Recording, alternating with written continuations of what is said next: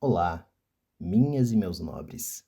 É com muito prazer que chegamos ao episódio 11 do Descubra as Camadas. O número 11 é o número da intuição, da espiritualidade e da iluminação. Ele carrega consigo um grande potencial e uma profunda conexão com o divino. Então, fique atento ao seu relógio, se por acaso eu queria acreditar mais nisso para poder falar mais sério. Puxa a vinheta.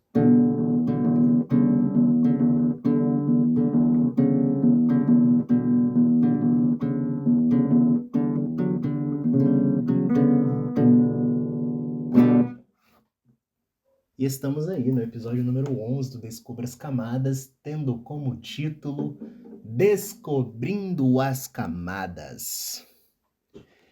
E pretendo fazer isso em todo o primeiro episódio de cada dezena. Eu quero responder a cada um dos comentários feitos, a cada uma das questões que foram levantadas. Então, tenho aqui comentários bons, comentários ruins, pessoas que trouxeram feedbacks maravilhosos, pessoas que trouxeram feedbacks horríveis. Eu buscarei ser o mais imparcial possível e respeitar o direito à liberdade de expressão de cada um. Responderei o máximo possível de cada uma das perguntas e, se vocês gostarem desse estilo de episódio, farei o mesmo no episódio 21, no 31 e assim por diante. Então, eu gostaria de começar agradecendo, primeiramente, por quem congratulou e apoiou de uma maneira extremamente significativa o Descubra as Camadas, que é a Caroline Muscoff. Então, eu gravo os áudios, envio para ela e escrevo os textos que estão ali nas descrições. Porém, é ela quem faz toda essa arte, sejam pintadas à mão, sejam de maneira digital. E ela que sobe os episódios para o Spotify também, ela que anotou essas perguntas. Enfim, para quem não escutou os episódios anteriores, Caroline e eu temos uma sociedade muito forte. São muitos trabalhos que temos juntos. Dentro desses 4 anos que trabalhamos juntos, na literatura, no cinema, na música, nas artes plásticas, enfim, educação, a lista é grande, a lista é grande. Carol, meu muito obrigado. Sabemos muito bem que não haveria Descubra as Camadas se não fosse você. Eu agradeço profundamente e sinceramente a Glória de Paula, Juliana Dias, Aline Marinho, Cleilda Terto, e tem uma pessoa que tem congratulado em muitos episódios, feito bastantes perguntas, mas eu não sei quem é você. 22B3AWAZSA. Não tenho a menor ideia de quem seja você. Porém, meu muito obrigado. E uma recomendação a vocês, enquanto nós estamos nesse processo de ainda melhorar as coisas para que a cada episódio as coisas fiquem melhores, mais agradáveis, que cada episódio possa ficar o mais confortável possível para os seus ouvidos, para os seus olhos, para você. Para você que fez eu ter chego até aqui no episódio número 11, com uma proposta tão ousada dessas. Então, começarei aqui a responder as perguntas. Como a gente não conseguiu conversar, eu não conheço todas as pessoas que fizeram as perguntas aqui, as provocações, me daria um trabalho que eu não sei nem por onde começar, de procurar por cada uma delas, se elas iam me autorizar a falar nomes e etc. Então eu vou só trazer as perguntas sem expor ninguém. Pergunta de número 1.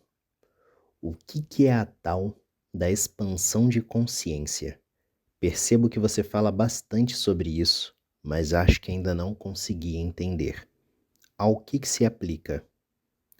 Bom, pessoa, expandir a consciência, eu vou trabalhar com alguns pontos: físico, mental, emocional, social e espiritual, ok?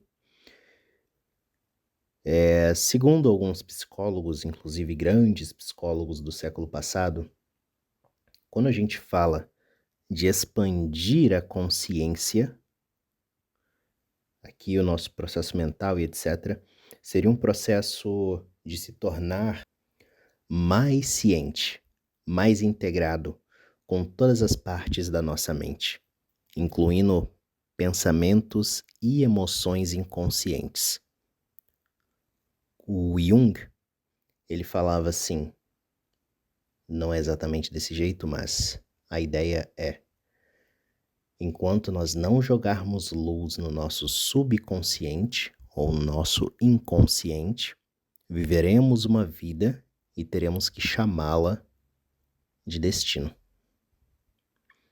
Por isso que, quando eu falo saudações ao seu lobo frontal, um caloroso e cordial abraço ao seu sistema límbico, ou seja, o seu coração, e um beijo de luz para o seu subconsciente, é nesse sentido, para que a gente possa expandir a consciência e aprender mais. Só que, para ter essa compreensão melhor de nós mesmos, da vida, do mundo, a gente precisa estar aquecido para poder fazer essa...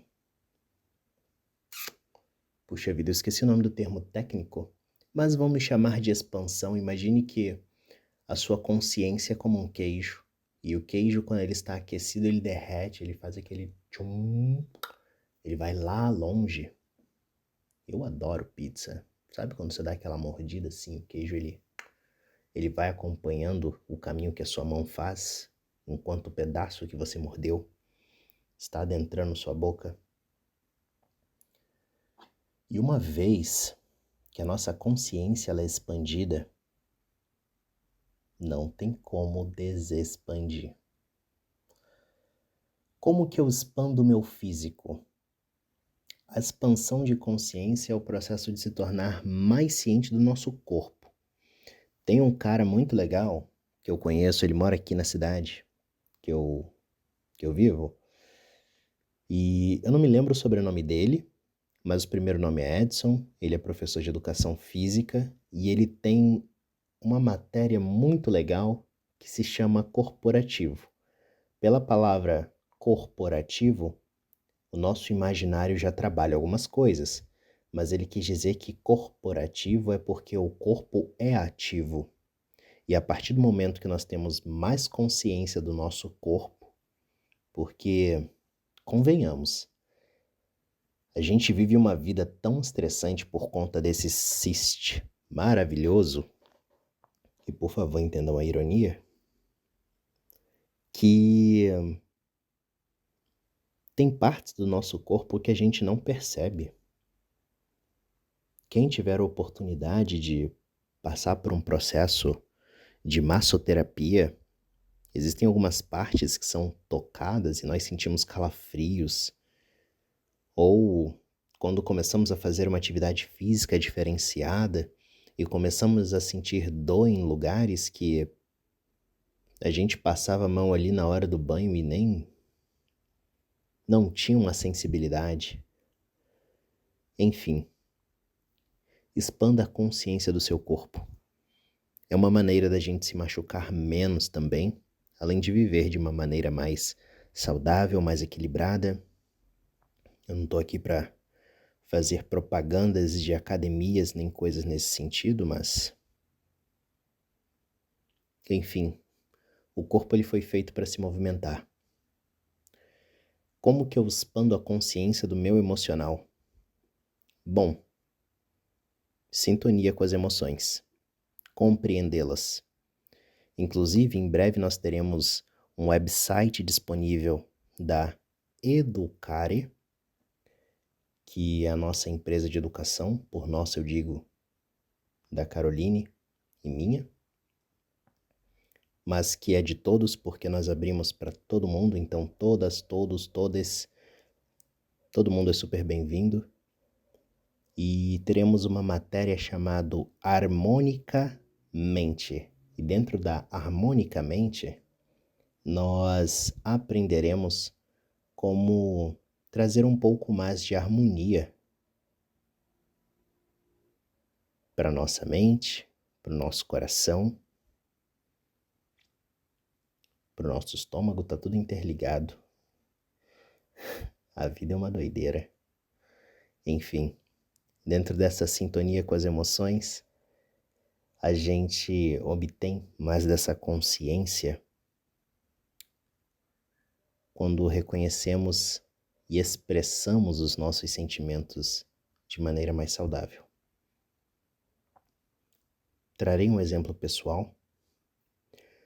Caso alguém não tenha escutado antes, eu já falei num outro momento. A intenção dos meus comentários pessoais não é uma autopromoção, porém,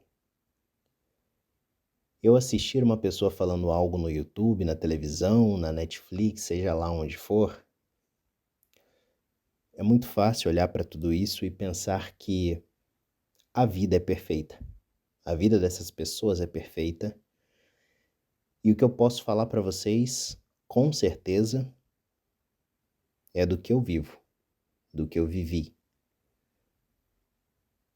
Não tenho medo de me expor, tenho nada para esconder. E as pessoas dizem, em geral, quem me conhece, que eu sou uma pessoa muito séria, muito fria, muito calculista e controlo demais as minhas emoções. Bom, quem me conhece profundamente vai dizer que não. Você tem uma boa administração delas. Pense sobre isso. Não precisamos ser robôs, entretanto a passionalidade não tem nada a nos acrescentar. Talvez nada seja uma palavra muito forte, mas em 90% do tempo ela não é legal.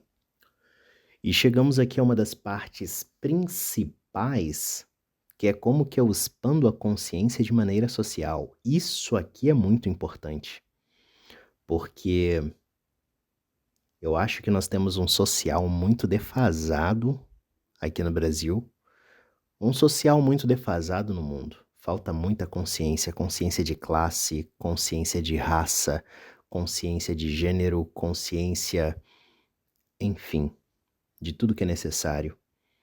E a intenção é que a gente se torne mais ciente das nossas interações, das nossas relações sociais e que a gente permita entender melhor os outros, nos conectar mais profundamente com a comunidade que está ao nosso redor, se permita experienciar de maneira antropológica as coisas que estão acontecendo em lugares que talvez o nosso corpo não consiga ir. Então é muito fácil nós olharmos para fora e pensarmos assim: nossa, mas olha só que gente, adjetivo A, que gente, adjetivo B, que gente, adjetivo C, D, E, F, G. Precisamos compreender. A história está aí para nos ensinar muito sobre isso. E a sociologia também, a filosofia está aí para nos ensinar a pensar, mas expanda socialmente a sua consciência ao pensar que nós estamos no Brasil. E no Brasil, 56% da população é preta e parda. Todo brasileiro tem sangue negro e indígena. Algumas pessoas carregam isso na pele, como eu, e outras, como a maioria de nós, leva no sangue. Ah, mas o meu sangue também é europeu. Ok, eu também. E a porcentagem do que há de europeu no meu sangue é muito maior do que o que há de africano.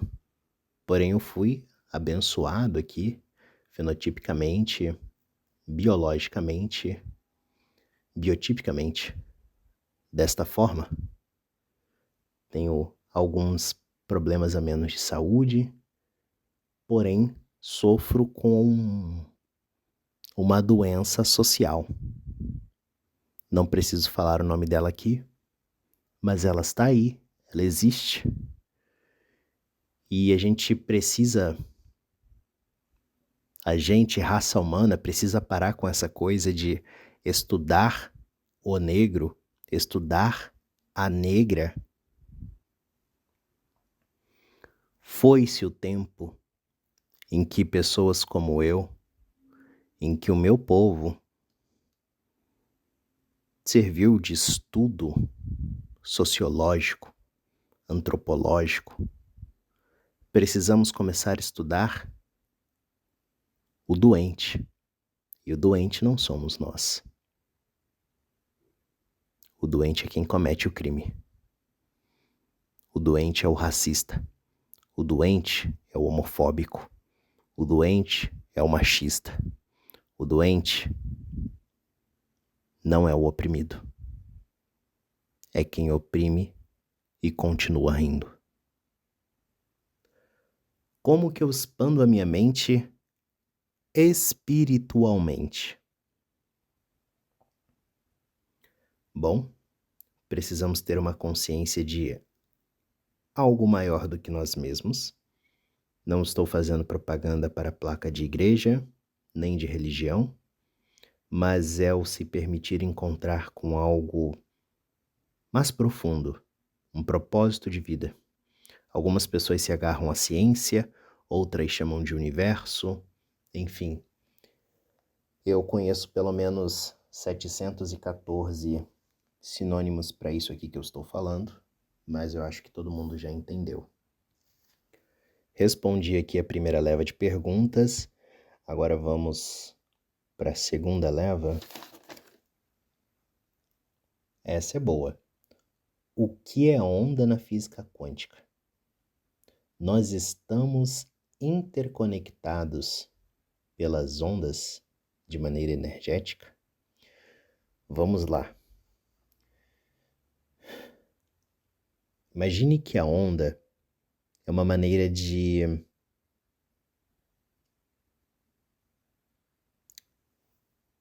elas são como as partículas, como elétrons, como fótons. Elas se comportam como tal.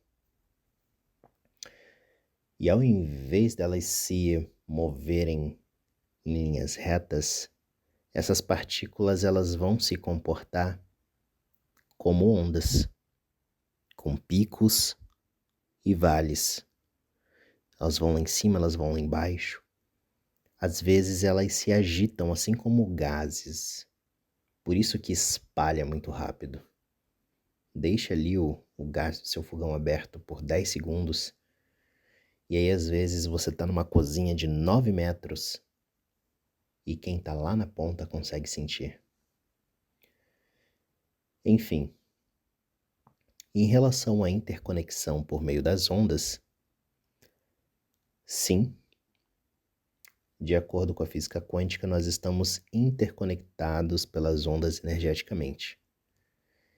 E essas partículas, elas podem influenciar umas às outras, mesmo quando estão a grandes distâncias. E isso é chamado de entrelaçamento quântico, um assunto muito interessante de se estudar. Isso sugere que tudo no universo pode estar conectado em um nível muito profundo. E eu acho que é necessário muita expansão de consciência para que a gente comece a compreender o que é isso que os nossos olhos não podem ver, os ouvidos não podem ouvir, o tato não pode sentir, o olfato não pode cheirar e o paladar não pode degustar. Vamos seguir aqui.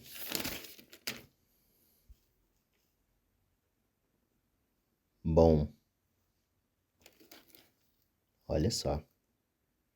Temos uma provocação aqui. Você poderia falar o que é ter, o que é ser e o que é fazer? Posso. Só que eu não vou fazer isso aqui. Eu vou preparar um episódio só para isso. Eu acho que é um assunto bastante importante e que a gente precisa abrir muito a mente em relação a isso. Bom, ainda está aqui na mesma página. Você poderia repetir ou falar alguma coisa a respeito de cada um dos episódios? Certo. No primeiro eu falei sobre expansão de consciência. No segundo eu respondi o que é onda, que inclusive foi perguntado aqui novamente.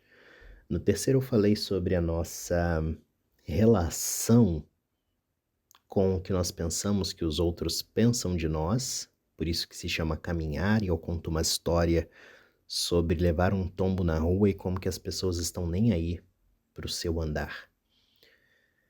No quarto, eu falei sobre sonhos.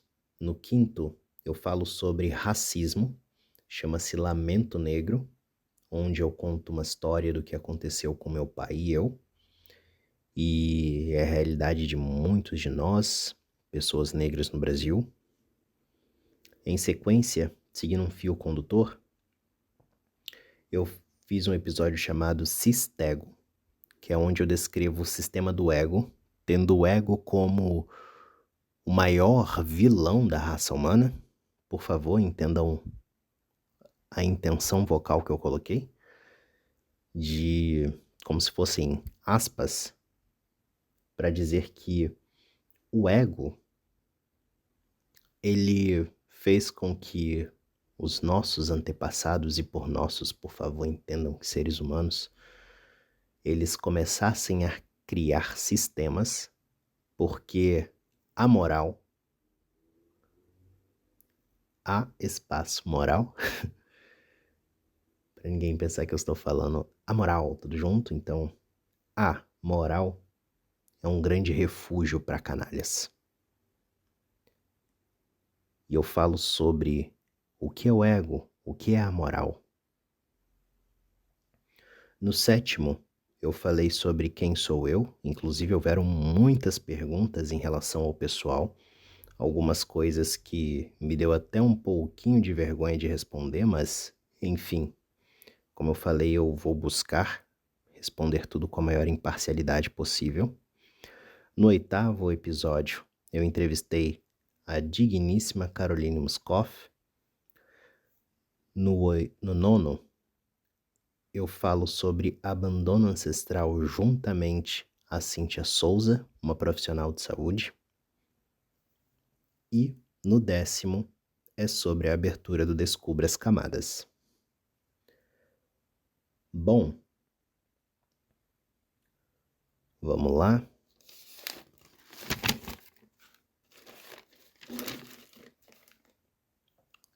Por que o nome do podcast é Descubra as Camadas?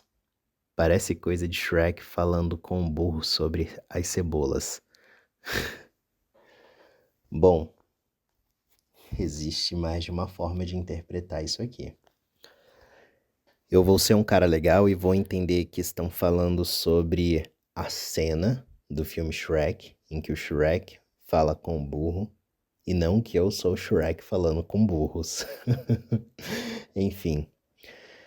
Bom, realmente, a cebola é constituída de camadas. Assim como no episódio 7, em que estou com a Caroline no Peru, na cidade... Puxa vida. Fugiu o nome. Na cidade de Cusco. Estávamos fazendo um tour pelo Vale Sagrado e é possível ver um sistema Inca antigo com várias camadas e cada uma delas tinha algo a ser descoberto. E no episódio 8 e da capa do Descubra as Camadas, é a mesma coisa. Carolina e eu estávamos no templo Coricancha, na cidade de Cusco. Eu peço perdão se o meu quechua não saiu perfeito, mas eu ainda estou aprendendo. E é possível ver uma janela que ela está milimetricamente perfeita em termos de posicionamento com as outras. A foto ela foi tirada meio de lado, então dá-se essa sensação de que não, que as paredes estão deslocadas, mas cada risco, cada linha é perfeitamente ajustado. Até porque, como bem escutamos de nossa maravilhosa guia e professora Felicitas para os Incas, não valia o tempo, e sim a perfeição. E a intenção do nome do podcast ser Descubra as Camadas é que, assim como Cebolas, o Vale Sagrado e as janelas do Coricancha, que a gente possa de fato descamar as coisas, descobrir cada uma delas. Na cidade em que eu moro faz muito frio. E ali, no mês do meu aniversário, é muito comum que eu durma com 6 cobertas. E aí talvez alguém que chegue no cômodo em que durmo vai olhar e pensar: não há ninguém aqui, apenas 6 cobertores grossos. Então você tirou o primeiro, que é laranja, e você viu que, olha só, não é uma cobertura laranja, é uma cobertura roxa. Então você puxa a cobertura roxa e de repente você percebe que não era laranja nem roxo, era verde. E depois você percebe que não é laranja, roxo ou verde, mas era amarelo, era vermelho, era azul. E finalmente você percebe que todas essas camadas, elas só existiam para proteger um ser humano do frio. A intenção é que a gente olhe para dentro de nós, que marquemos encontros com as nossas almas, para olhar e perceber quais camadas estão cobrindo aquilo que realmente é.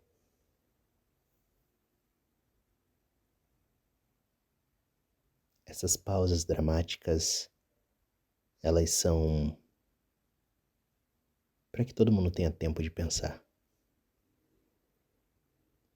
Então, quando eu olho para dentro, eu penso: o que eu realmente estou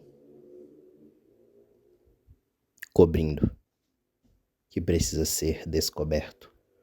Quando eu olho para a sociedade, é muito fácil nós olharmos para um determinado grupo e dizer que, essas pessoas falam alto, aquelas pessoas ali, tudo ladrão. Mas quantos cobertores estão servindo de camada? Pense bem no sentido dessa palavra, cobertor, cobertores. Estão cobrindo algo que precisa ser descoberto. Então nós olhamos ali para o resultado e ficamos chocados com o resultado. Mas lembre-se das aulas de matemática, lá na terceira série, quarta série, que nós tínhamos que fazer equações e algumas equações chegavam a 10 linhas. E no ensino médio que haviam equações que eram uma folha de caderno inteira.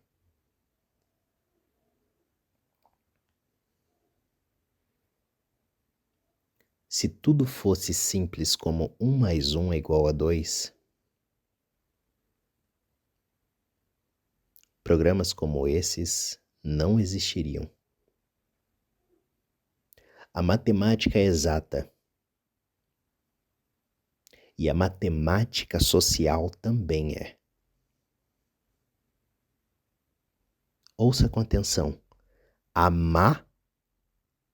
matemática social também é. A pausa foi para espaçamento entre as palavras. Pensem comigo. Se nós começávamos lá em cima, com alguns números, sinais e letras, e lá embaixo, o resultado às vezes era 1. Simplesmente 1.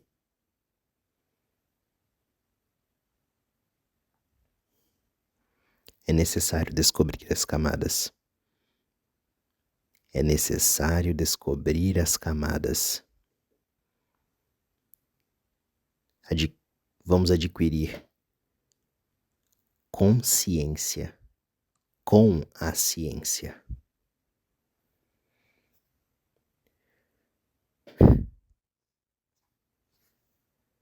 Vamos lá para outra pergunta.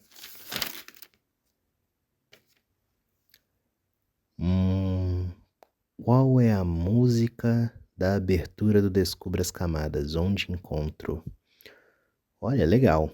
Você pode encontrar no Spotify e no Amazon Music, episódio 10 do podcast Descubra as Camadas, onde é possível escutar a música.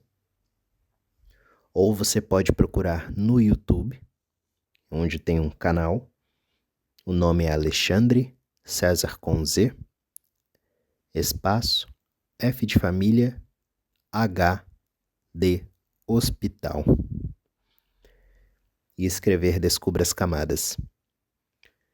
É uma música que fiz durante uma sessão de terapia. Eu participava de um grupo que era terapia para mulheres, porém eu acabei entrando numa sala errada e, enfim, ficou aquela situação super constrangedora. Só que todas ficaram muito à vontade comigo e perguntaram se eu não podia ficar. E quem conduzia aquela sessão perguntou se eu não podia tocar para elas. Então, eu tenho uma facilidade muito grande para decorar nome de pessoas com quem tenho contato visual. E eu peguei ali um pouco da letra de cada uma delas. Bom, eu ainda não expliquei sobre música, mas de A a G, as letras elas têm um valor musical. E eu fui improvisando no A, no C, no D, no E, no F e assim por diante. Com um pouco de blues, que é um dos meus estilos musicais favoritos. Quem é o roteirista do podcast Descubra as Camadas? Eu mesmo. Alexandre César Filho. Vamos ver o que nós temos aqui.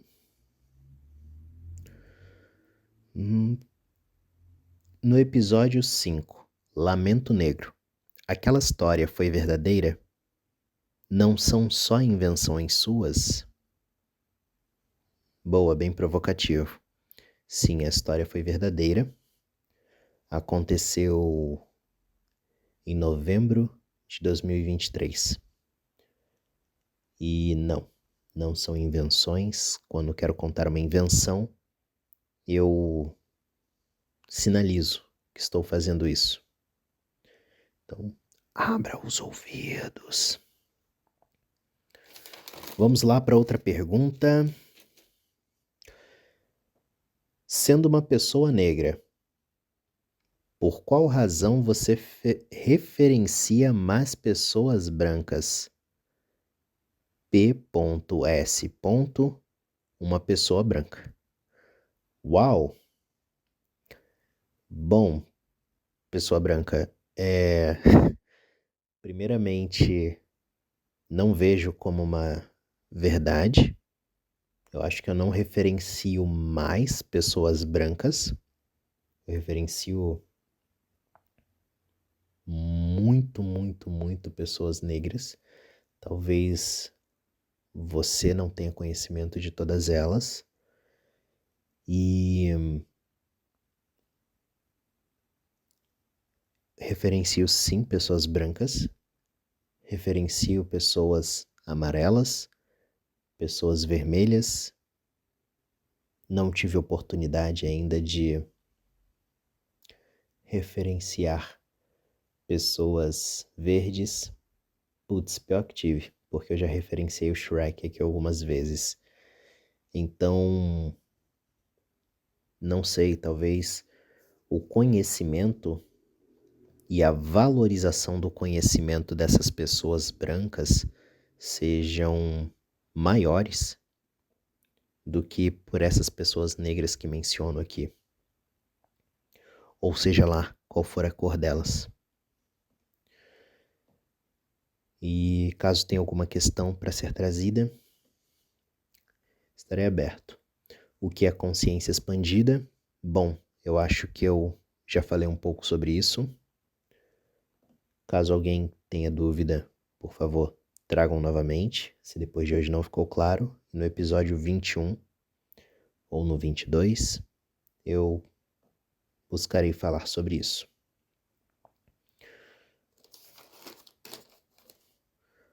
Qual o posicionamento político do Descubra as Camadas? Provocativo, hein? Bom, uma coisa eu posso dizer. Nós não somos de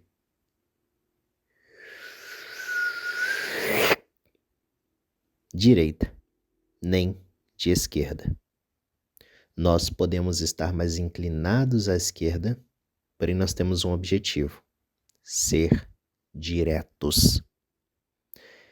Essa história de direita e esquerda, eu acredito que talvez ela venha a ser necessária em alguns aspectos, porém nós precisamos de atitude. Esses podcasts estão sendo gravados enquanto o estado que está mais ao sul do Brasil tem passado por uma tragédia muito grande mesmo. E já foi gravado que mesmo algumas dessas pessoas que estão lá passando necessidade, elas optaram por não receber ajuda porque a ajuda vinha de pessoas de esquerda. Eu conheço, agora estou falando do meu convívio pessoal, eu conheço pessoas que dizem que são de esquerda e elas dizem que não vão fazer tal coisa porque fulano é de direita. Eu acredito que quando um ser humano precisa de ajuda, a gente não tem que olhar para bandeira nenhuma. Isso quem me ensinou foi a minha avó materna, Maria do Carmo Carvalho de Brito, mais conhecida como Dona Carminha, que era: dinheiro eu sempre nego, porque eu não tenho. Mas enquanto eu tiver um pão, eu vou dividir esse um pão, seja lá para quem for a pessoa. Pode ser alguém que cuspiu na minha cara um dia, mas essa pessoa precisa de ajuda. Eu nunca vou negar fazer um curativo. Essa pessoa ela pode ter tirado sangue de mim, mas é alguém que precisa de ajuda. E um dia eu precisei de água e cuspiram na minha boca.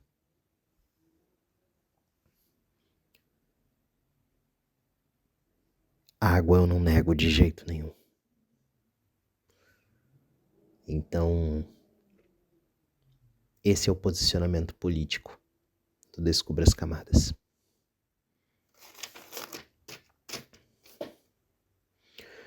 Qual a base religiosa do Descubra as Camadas?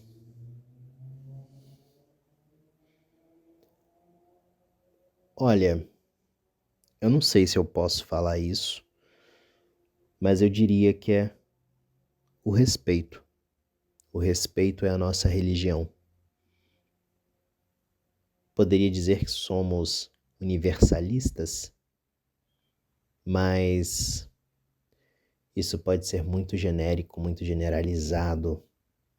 Então, o respeito à nossa religião. A voz por trás da voz do Descubra as Camadas, esse quem sou eu, tenho uma religião específica. Aliás, tenho uma fé específica. Religião não. Porém, já trouxe aqui coisas do cristianismo, do judaísmo, do islão, do candomblé, da umbanda, de religiões de matrizes indígenas, do budismo, enfim. Esta é a nossa religião. E agora, vamos para uma parte bastante provocativa. Eu acredito que não é todo mundo que lê tudo, que escuta tudo, e por isso estão fazendo aqui algumas perguntas pessoais que eu já respondi em outros episódios, mas como eu falei, vou buscar responder todas elas.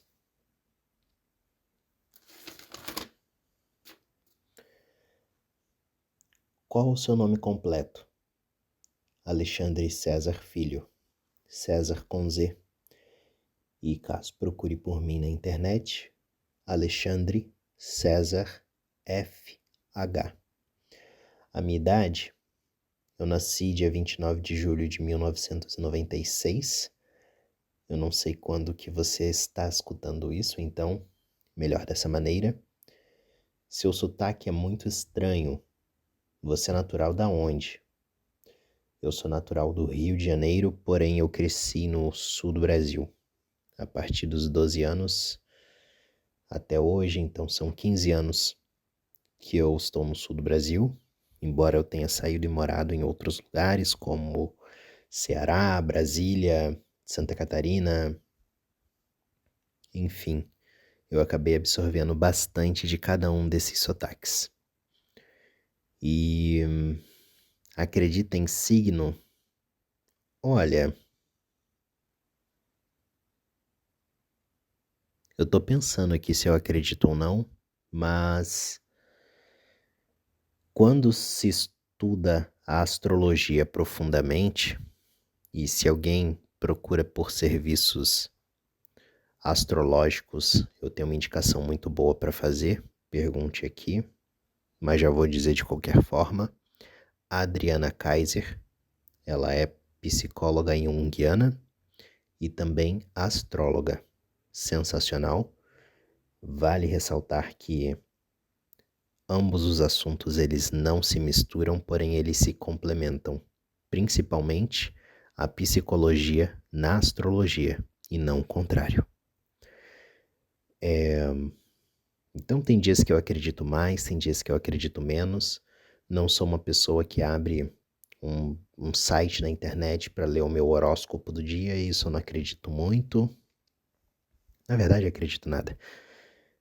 Porém, quando eu leio coisas profundas da astrologia, mesmo sem compreender muito, eu gosto bastante de estudar sobre isso. É algo que me interessa. Qual a sua formação acadêmica completa? Bom, vamos lá, porque nem eu lembro de cabeça. Eu sou graduado em Relações Internacionais, fiz uma faculdade particular. Depois eu fiz 3 pós-graduações em um espaço de 1 ano e meio. 2 anos e meio, que foram Gestão Pública, Metodologias da Língua Inglesa e Pedagogia Sistêmica. Depois eu parti para alguns outros cursos que eram do meu interesse aprimorar algum conhecimento que eu já tinha, como, por exemplo, psicanálise, música, coaching educacional, cultura e patrimônio material e imaterial, cinema e linguagem audiovisual. Fiz alguns cursos livres também, como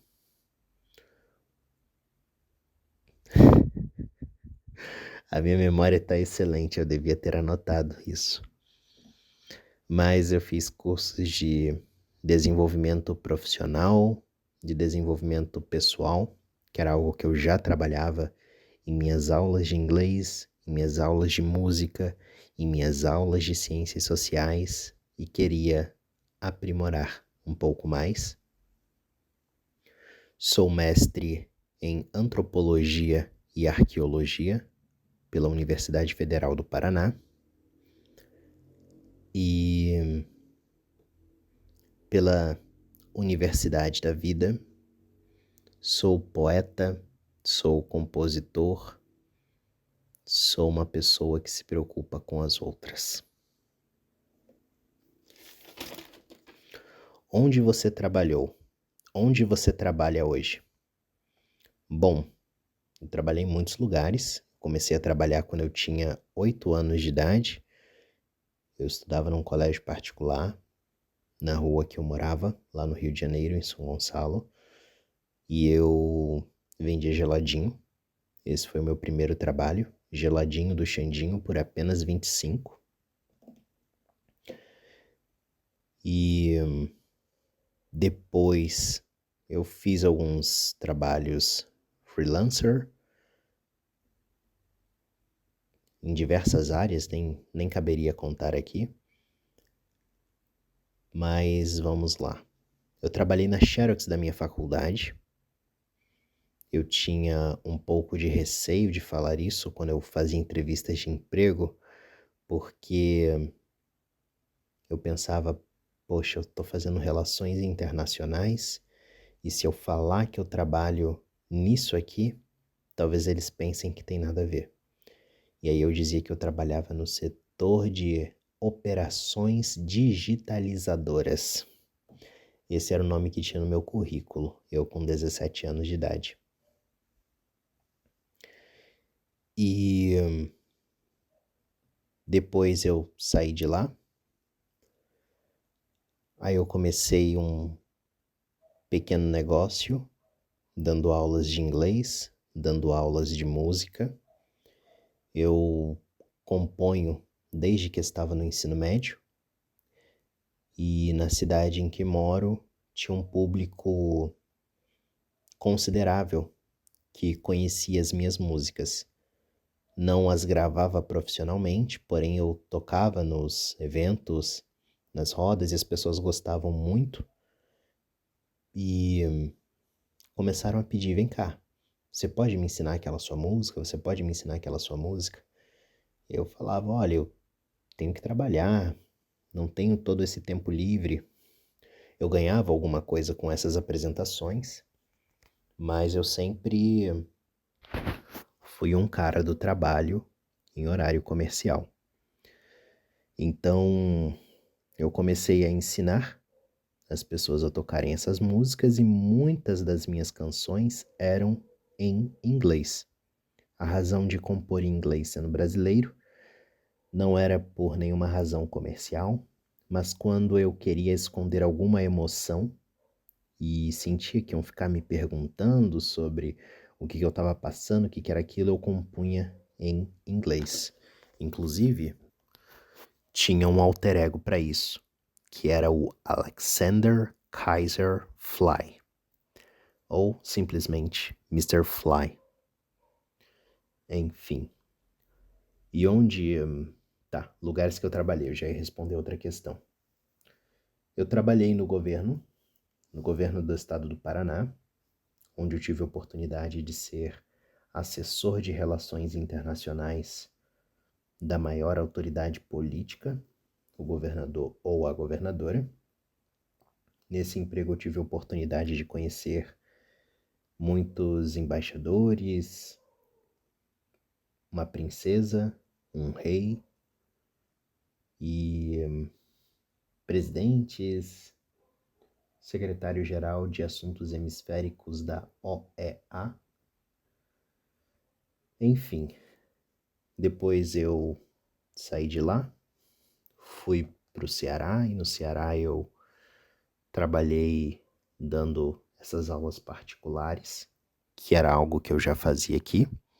A diferença era que quando eu tinha um trabalho fixo, uma CLT, eu dava aulas de música e de inglês como extra. Quando eu não tinha, era o meu emprego primeiro, o meu emprego principal.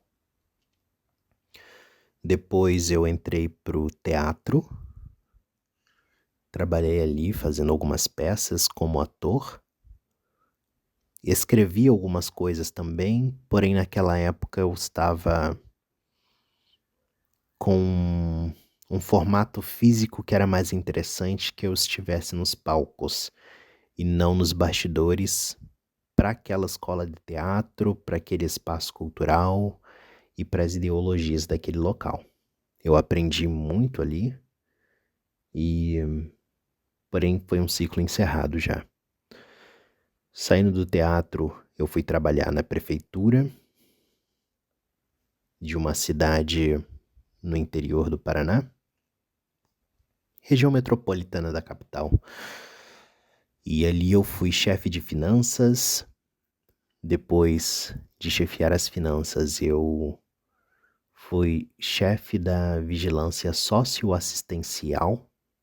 Para quem não conhece, deem uma olhada no Ministério ou na Secretaria de Desenvolvimento Social.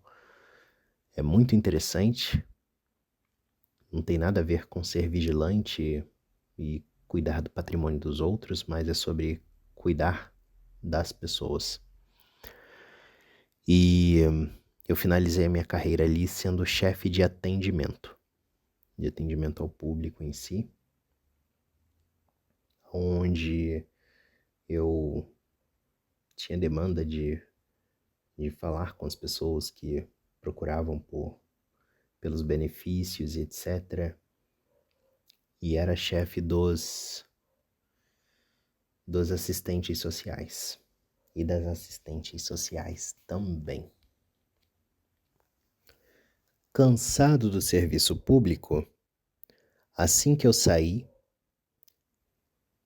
estava na pandemia e eu tive uma oportunidade gigantesca que foi de crescer o meu negócio enquanto um professor de música e de inglês, porém de maneira virtual, algo que eu nunca tinha imaginado que ia acontecer. Antigamente eu ia até a casa das pessoas, ia de ônibus, com violão, com que instrumento fosse, ou com meu material de inglês. Porém, eu gastava muito tempo no transporte público. Era mais ou menos 1h30 para ir, 1 hora para dar a aula e 1h30 para voltar. Então, o virtual, ele otimizou demais o meu tempo, porque todo esse tempo eram de 4 horas, então eu precisava de 6 às 10 para dar uma aula. Em 2017 eu conseguia ter um aluno por noite. Em 2019 eu abri a minha casa para receber essas pessoas. Então já tinha melhorado um pouco, porque eu precisava ali de 1 hora, 1h30 para cada aluno. Por mais que cada aluno levasse 1 hora, eu precisava dessa meia hora de logística, de agradar o cliente, etc. E hoje, no virtual, eu consigo atender até 10 alunos em uma única noite. E em 2021 eu tive a oportunidade de trabalhar com duas coisas que eu amo, que é a música e a psicologia, trabalhando como musicoterapeuta em um lar de idosos. Foi uma experiência sensacional, até porque eles não me viam como um musicoterapeuta, mas para eles eu era o Jimi Hendrix fazendo um grande show para eles. E era bastante divertido.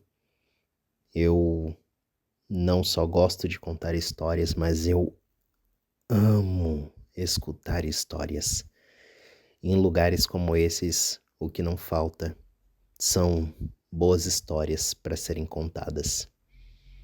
No ano de 2022, eu dei início a um curso de programação, Web Dev Full Stack, em um banco internacional. E ali eu tive uma experiência muito interessante, porque eu não sou uma pessoa muito fã de tecnologia, então, dentre 2.000 pessoas que estavam concorrendo pelas 50 vagas que tinha, só 50 passaram. E eu estava entre esses 50, mesmo sem entender ou gostar muito da tecnologia. E eram 6 meses de curso, cada mês um período, e eu lembro que quando chegou na metade eu pensei em desistir, porque eu pensava, eu não quero trabalhar programando, eu quero algo maior, eu quero algo com mais significado. E aí algumas pessoas me aconselhavam a continuar, porque que significado maior há em você ganhar muito dinheiro para ficar sentado em frente a uma tela? E quando eu fui falar com a coordenação que eu queria sair, eles mostraram uma foto da turma e eu falei, mas o que vocês estão tentando mostrar para mim? E dessas 50 pessoas, aliás, 49, 22 haviam pensado em desistir. E eu fiquei bastante impressionado. Mas o que mais me impressionou é que essas pessoas, elas só não desistiram, segundo o que a coordenação me falou, porque o Alexandre César Filho as convenceu de ficar. E eu falei, mas eu falo isso para as pessoas, eu não quero que ninguém desista. E eles repetiram as mesmas palavras que eu falava para os outros e eu falei, desculpa, mas pode parecer um pouco hipócrita, mas não serve para mim. As minhas palavras não estão servindo para mim. E a psicóloga do grupo falou, não serve porque serviu para eles e não serve para você porque eles querem a programação. E você quer ajudar as pessoas que estão na programação.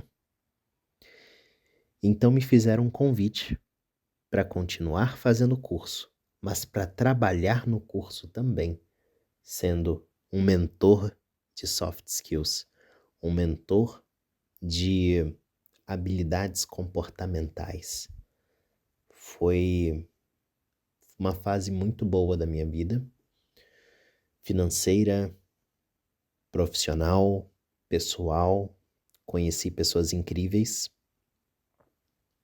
porém saí de lá e fui convidado para ser diretor de relações institucionais em uma empresa. E olha, gente, na boa, nada contra, mas foi um dos trabalhos mais chatos que fiz em minha vida. Obviamente que tinha parte ali legal e etc, mas essa coisa de ficar mandando e-mail e quando participa de algum evento você ter que rir para um monte de gente que não quer rir, é algo que para mim não é legal, esse tipo de coisa. Ok? Onde que eu trabalho hoje?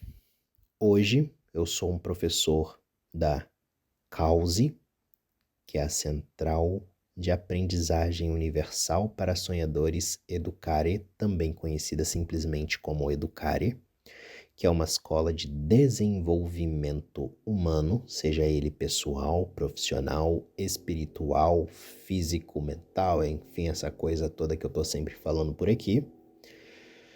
E eu dou aulas de música particulares, aulas de inglês, também sou professor universitário de sociologia e da língua inglesa.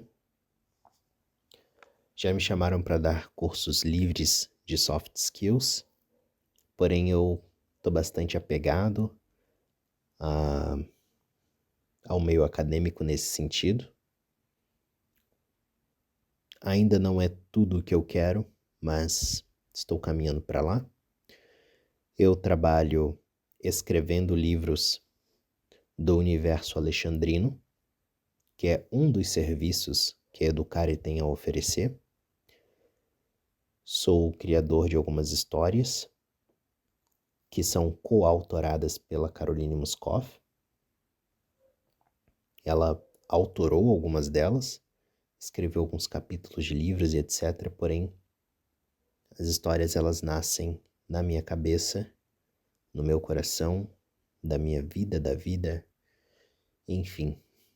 Estamos aí há 4 anos, ela e eu, fazendo esse processo de pegar coisas da vida, transformar em arte e devolver para a vida. E tem sido maravilhoso.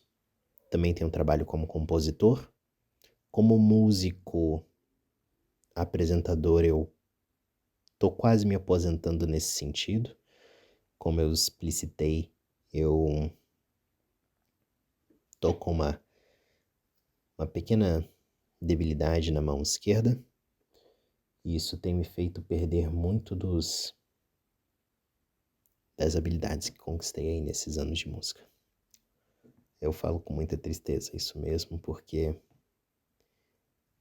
a música salvou minha vida muitas vezes e se eu tivesse uma filha hoje, sem dúvida eu colocaria o nome dela de música. Nem que fosse para ter o prazer de dizer que eu sou o pai da música. Bom, também trabalho com desenvolvimento pessoal, profissional, e aproveito já para responder a próxima pergunta. É possível estudar com você, contratar os seus serviços? Sim, é possível. Eu vou deixar o meu contato e alguns Instagrams profissionais na descrição desse vídeo. Então, por favor, confira lá.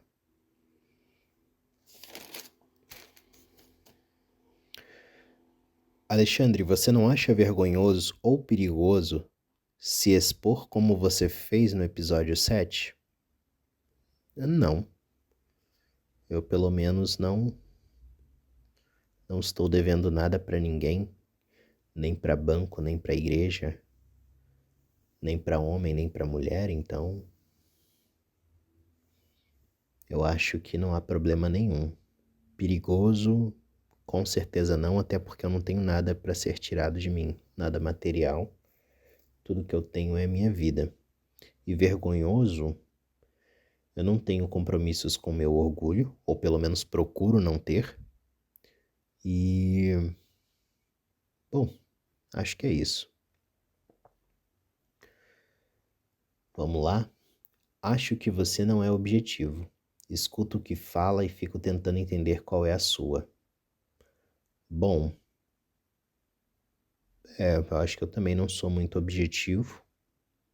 E eu também estou tentando entender qual é a minha e tentando entender qual é a sua.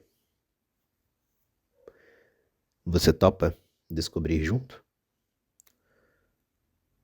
Acho que você fala devagar demais. Você fala mais lento do que as pessoas normais. Desculpa, eu não tô rindo do que foi escrito, só da minha voz pronunciando essas palavras. Vamos lá. Acho que você fala mais devagar do que as pessoas normais. Você tem uma fala mais lenta. Você tem algum problema, algum atraso na fala? Ou fala mais devagar para pensar no que vai falar? E também dá tempo para que as pessoas pensem. Certo. Que interessante. Bom, mais devagar do que as pessoas normais. Poxa, eu achava que eu era uma pessoa normal. Se eu tenho algum problema, algum atraso na fala, eu acho que não. Eu sou uma pessoa que tem uma mente muito acelerada e eu falo num idioma próprio. Então, Eu comigo mesmo, eu não calo a boca nem quando eu durmo. Sabe a velocidade 2 do WhatsApp? Não chega nem perto da velocidade do meu cérebro. Geralmente o que, abre aspas, uma pessoa normal, fecha aspas, faz em 1 minuto e 13 segundos, eu faço em 1 segundo. Então eu preciso pensar no que eu vou falar com calma, com essa leveza, porque senão sai tudo rastalanago. E eu entendi o que foi que eu falei. Dava para transformar isso em um artigo de 6 páginas. Rastalanago. Enfim. E também, não havia pensado nisso, mas uma outra pessoa já falou isso num outro momento, que eu falo mais devagar, e isso é bom porque dá tempo para que os outros pensem. Ok? Você é autista? Olha, até onde eu sei, não. Você é superdotado? Algumas pessoas já falaram que sim, porém eu nunca tive grana para procurar por um diagnóstico disso aí e tal, não sei o quê. Na escola eu nunca fui considerado um, na faculdade também não. Então, se eu sou, muito provavelmente não é para o meio escolar ou acadêmico. Nas artes, eu também não sou lá grande coisa, então não sei se sou. Só uma curiosidade, a pessoa que me fez essa pergunta, eu vou fazer uma leve exposição, mas é uma pessoa que é superdotada.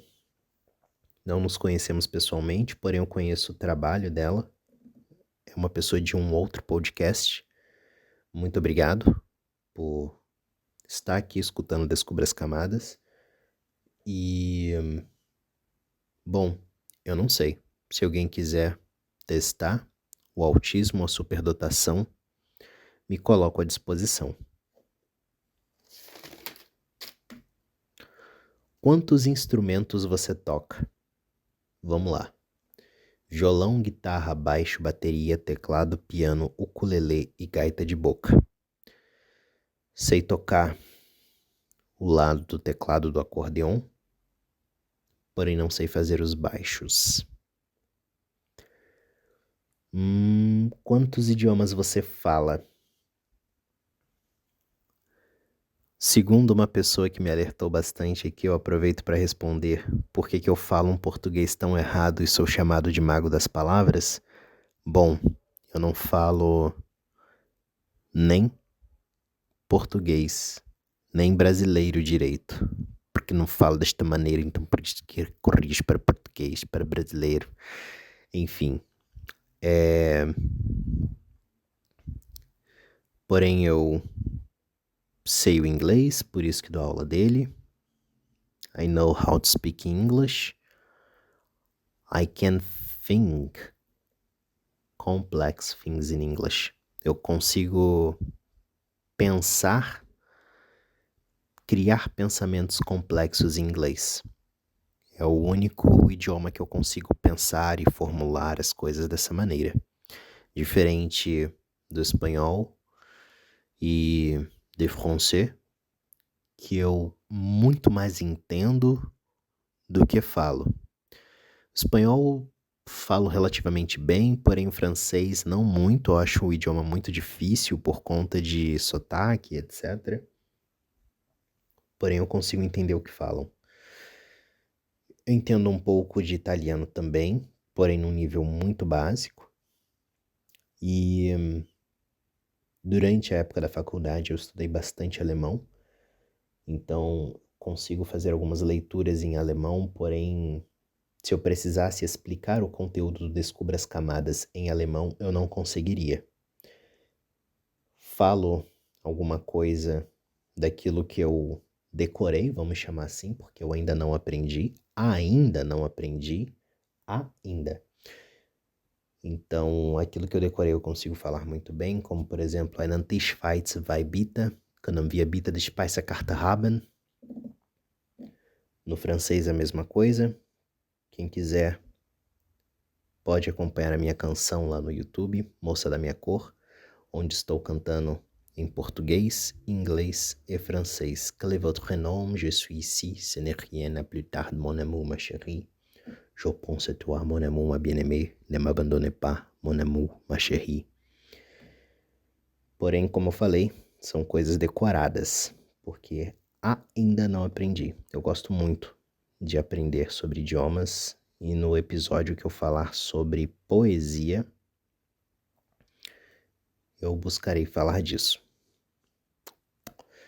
Eu tenho muito interesse em idiomas africanos por conta da minha origem. Então, eu não falo, mas eu vejo muita coisa sobre o Yorubá.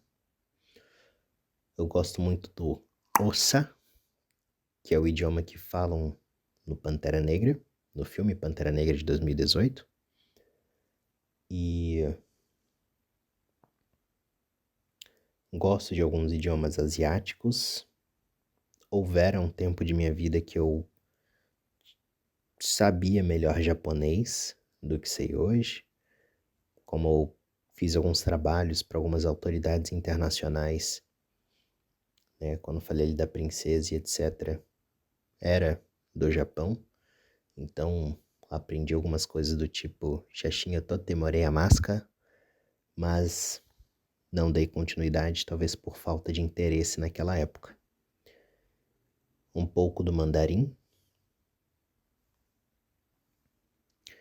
Eu comecei a estudar tailandês, pensando em viajar para a Tailândia, mas, enfim, ficou só nos planos.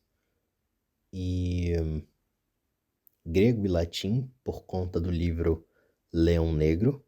De igual forma, o árabe egípcio e sânscrito também são idiomas que eu precisei estudar muito para poder escrever o livro da maneira que fiz.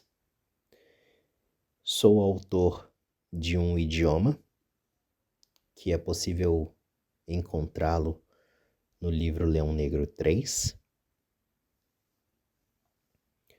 E mesmo sem ter estudado filologia de uma maneira profunda, foi o que consegui fazer até os 27 anos, criar um idioma. Na minha cabeça eu já criei vários, mas que é possível escrever e pôr em prática apenas um. Vamos lá.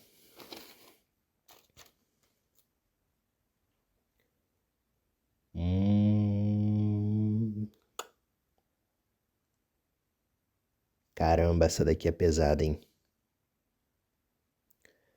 É verdade que você foi expulso de um grupo de intelectuais no sul do Brasil? Sim, é verdade.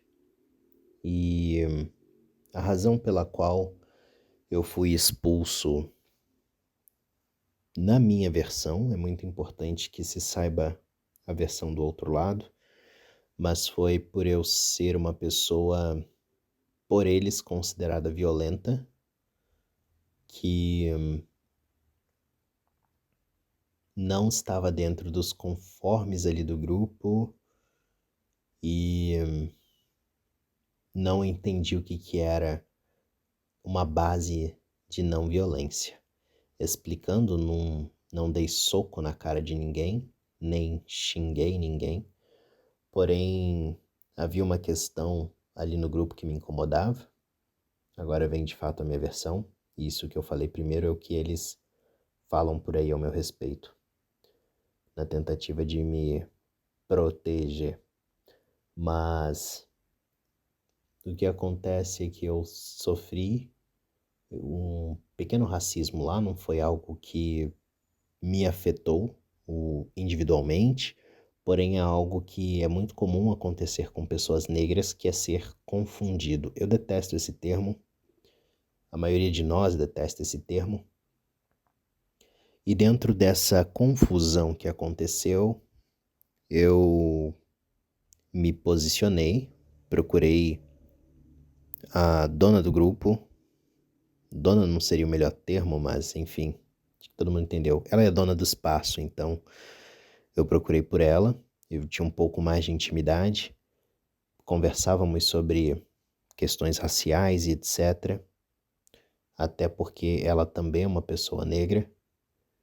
E eu peguei e expliquei o que foi que aconteceu de uma maneira leve, porém consegui expressar o meu incômodo com isso. E aí não demorou muito tempo, questão ali de 24 horas, para que a pessoa que me confundiu, ela me procurasse, pedisse desculpas e tudo isso. E eu comecei a conversar a respeito com a dona do grupo e tudo mais, até que em um momento eu... Deixa eu ver aqui, eu até separei as palavras exatas que eu falei, que eu disse que perguntei se a empresa dela, se esse grupo de intelectuais, se eles não estavam apenas fazendo mais do mesmo, porque era um espaço que até então não havia sido aberto para todos os públicos. Haviam apenas pessoas que estudavam em colégio particular e pessoas que nunca levaram um soco na cara, pessoas que não eram traumatizadas, e era um espaço de educação, um espaço que propunha o envolvimento humano, que propunha a não violência, propunha, aliás, propõe, porque eles estão lá, estão vivos até hoje. E eu comecei a questionar como que esse lugar reage em relação ao racismo, como que esse lugar combate o racismo. E não foi nenhuma nem duas vezes que eu vi aqueles intelectuais, brancos em sua maioria, agirem de maneira racista comigo, fosse num olhar, fosse numa fala, fosse em alguma outra questão. Nenhuma delas era uma agressão diretamente, era um ódio, porém algumas questões estruturais, porém dava para sentir a intenção de cada uma delas. E a dona do projeto, dona do espaço, do grupo, ela não tinha tanta consciência racial assim. Era uma pessoa que ainda está adentrando ao letramento racial. E eu disse que ela tinha uma mentalidade muito branca e que se escondia atrás de pessoas brancas quando as tragédias que acontecem com pessoas negras aconteciam. E eu acho que ela levou isso muito pro pessoal e etc. E isso acabou acarretando ali na minha expulsão, sem haver um feedback, sem saber o que os outros pensavam. E eu fazia um grupo, parte de um grupo de terapia junto de todo mundo ali desse grupo, onde eu trouxe minhas questões, me abri, e inclusive o psicanalista desse grupo me expulsou do grupo de WhatsApp deles, num sentido de não me procure, porém uma amiga, na tentativa de me defender, entrou em contato, e aí é sempre aquela questão toda de puxa vida, eu não tenho nada para falar a respeito disso e tudo mais. Eu fiquei muito triste, fiquei muito chateado, porém eu reconheço a minha falha e inclusive trago como lição aqui para todos nós que a verdade, ela é imprescindível. Porém, se ela é sem amor, ela pode ser vital. E foi o que aconteceu nessa situação. Então, tomem cuidado com a verdade que temos para contar, porém, ao mesmo tempo, eu penso que se não estamos acolhendo a todo mundo, isso é violência. Isso é violência. Uma das pessoas mais incríveis que já passou por esse mundo não olhou para o que as pessoas tinham, para o que elas faziam, até mesmo porque elas eram. Simplesmente acolheu. Enfim, eu espero que isso tenha respondido. E não tenho ressentimentos, inclusive se alguém me pedisse para recomendar um serviço que tenha nesse lugar, sem dúvida, eu falaria, olha, lá é um lugar incrível, traria as minhas ressalvas pessoais, até onde eu os conheço, eles não atendem pessoas, todas as pessoas em suas totalidades, raciais, sociais, econômicas e etc. Mas é um excelente lugar para quem está no comando dessa sociedade. Vamos lá. Fale da sua formação cultural. Recomende músicas, livros e filmes. Isso daqui eu acredito que eu posso fazer um episódio a respeito também, porque eu levaria todo esse tempo que eu levei até aqui só para falar a respeito disso. Alexandre, você mente? Que engraçado. Faz 30 horas que uma pessoa me perguntou isso no elevador. E sim, eu minto. Não não consigo reger a minha vida com uma mentira. Por exemplo, falar que eu tenho uma formação que eu não tenho, falar que aconteceu algo para que eu me beneficie por aquilo ali. Essas coisas não. Mentir em um relacionamento, nada disso. Eu minto quando eu quero fazer uma surpresa para alguém, uma surpresa boa, obviamente. Eu minto quando eu quero ganhar um desconto em alguma coisa e não tenho condições de pagar. Antigamente era em qualquer situação.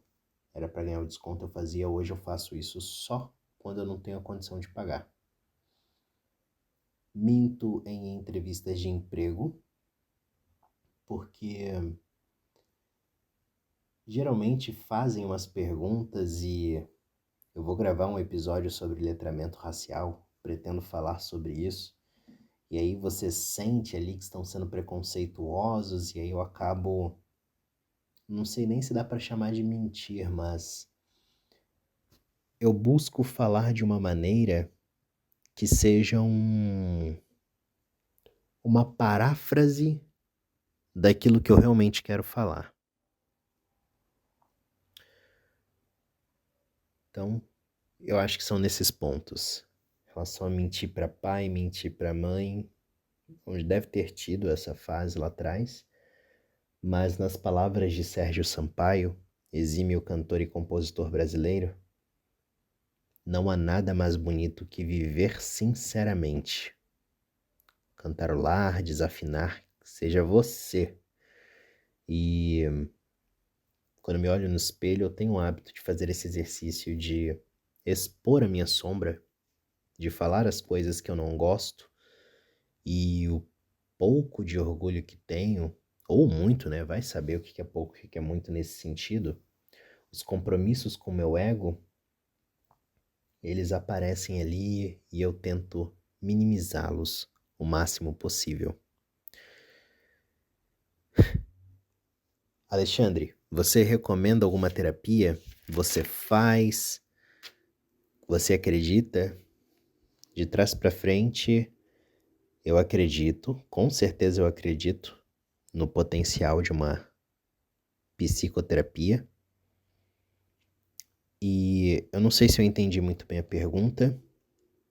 Sim, eu faço terapia. Eu faço duas terapias. Eu faço a cognitiva comportamental, também conhecida como TCC, que são algumas questões mais diretas sobre pensamentos que viram sentimentos e sentimentos viram ações, ou talvez seja sentimento que vira pensamento, enfim, acho que é a primeira opção mesmo. E eu também faço a fenomenológica existencial, porque Às vezes eu gosto de filosofar sobre o que é a vida, para que eu vivo, para que eu existo. E, bom, foi um exemplo que pode ter ofendido alguém. Então, por favor, perdão. Mas falando honestamente o que eu faço nessa terapia, eu tenho algumas questões muito profundas, eu tenho uma capacidade de inteligência intrapessoal muito grande, muito aguda, inter também, mas eu acho que a minha intra, ela anda muito mais afiada. Então eu consigo olhar para dentro, eu consigo descobrir as minhas camadas, mergulhar profundamente em mim. Mas estava falando com essa psicóloga, que inclusive, se alguém tiver interesse, eu posso recomendar, a Ana Maria Creton, Creton, C-R-E, 2 T's O-N, que eu consigo ir muito profundo, porém eu não consigo voltar sempre. Às vezes falta fôlego para conseguir sair de um lugar tão profundo. Do psicólogo TCC Clóvis Amorim, Clóvis com e Amorim é Amorim. Também conheço a psicóloga que, além de psicóloga, é astróloga, que já mencionei aqui algumas vezes, a Adriana Maria Kaiser, Kaiser com K. São psicólogos maravilhosos que conheço.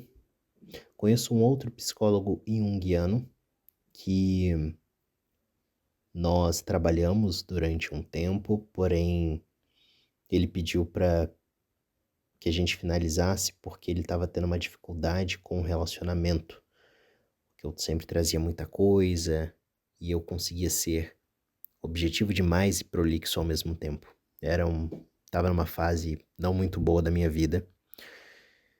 É Vitor Bruno, o nome dele.